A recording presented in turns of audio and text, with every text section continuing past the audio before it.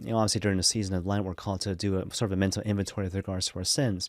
And one sin which comes up a lot in people's hearts, especially during the season, is this idea of unforgiveness. So a lot of us, we hold deep grudges and resentments towards the people who have wronged us in some way, which begs the question, how am I called to deal with this particular problem or issue in the context of the woundedness of my life, the woundedness of my heart? Well, to give you some measure of guidance in this regard, perhaps I might direct you to the Gospel of Matthew chapter 18, where the Lord talks about the parable of the unforgiving servants.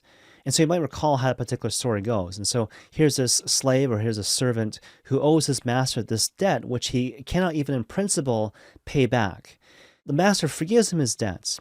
Subsequently, he goes about his life and he encounters a fellow slave, a fellow servant, who owes him a debt, but is comparatively less than the debt that he owed his master. It is a debt which the other man could pay off given time and opportunity. And yet, the first guy chokes the other guy out. You pay me what you owe.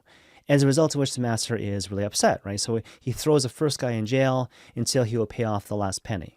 And even though there's a bunch of things we can obviously say about this particular story, one very clear takeaway message is that we are called to forgive our neighbor because God has forgiven us much.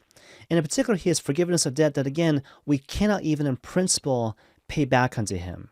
And so therefore, what the story teaches us in a certain sense is that if we have trouble forgiving people who have wronged us in some way, we're called to kind of revisit all the sins that God has forgiven us in our own lives. In a certain sense, practically speaking, we're called to go to confession on a more frequent basis, to come face to face with the one who has forgiven us, again, a debt which we cannot even in principle pay back, to allow the reality of that forgiveness to touch our hearts and change our lives, and to move us ultimately to pay it forward, to love others as Christ has loved us, to forgive others as Christ has forgiven us.